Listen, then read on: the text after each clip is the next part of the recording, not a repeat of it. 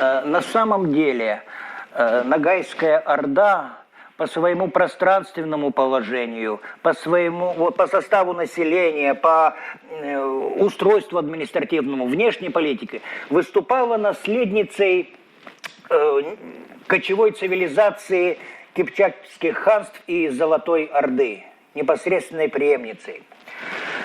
У истоков ногайской государственности стоял Эдигей, или, как ногайцы говорят, Эдиге, Беклербек, то есть верховный военачальник Золотой Орды в конце XIV – начале XV века. Он знаменит тем, что разгромил войска литовского господаря Витовта.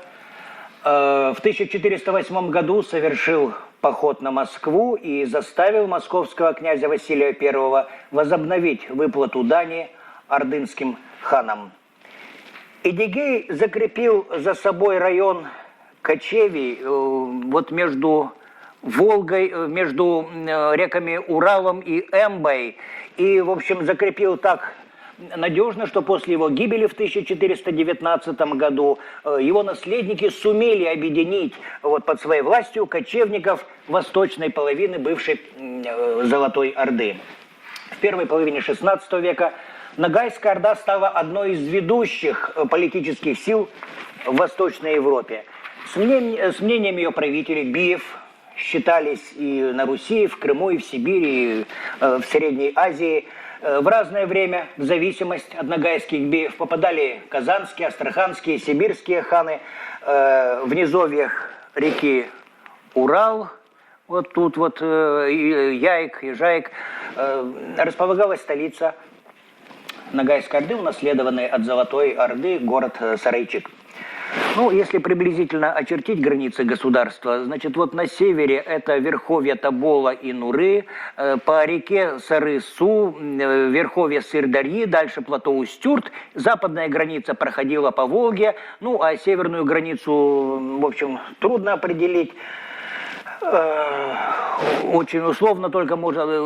Знаем только, что большая часть Башкирии входила тоже в состав Ногайской Орды. Но надо сказать, что чем дальше, тем чаще ногайцы покидали родные заволжские степи и переправлялись на так называемую крымскую сторону, правый берег Волги. Хотя формально та уже сторона считалась владением гиреев, крымских ханов.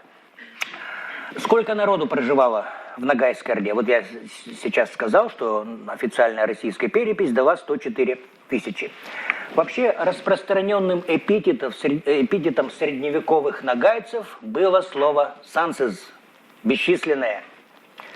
На Руси и в Европе сложилось устойчивое мнение об огромном количестве жителей Ногайской Орды, самой многолюдной среди прочих государств-наследников Улус-Джучи.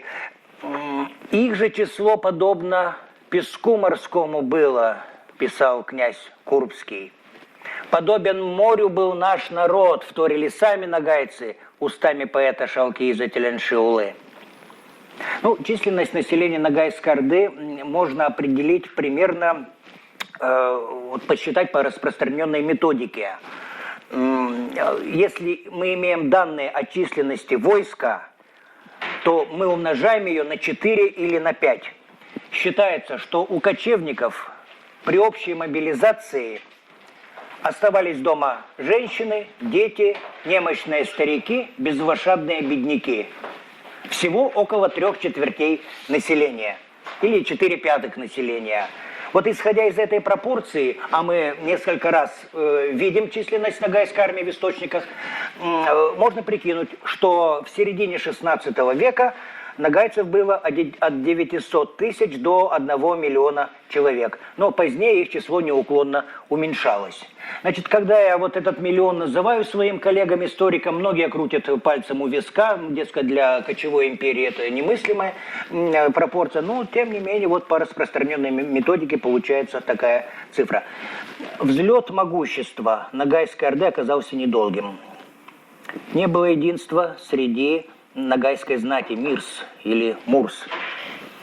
Это приводило к конфликтам, и во второй половине XVI века раздоры привели к распаду державы. Кроме больших нагаев, которые остались на заволжских кочевьях, вот под властью Верховного Бея, в Приазовье и Прикубани образовалась еще одна нагайская орда, малая так называемая, Кшинугай.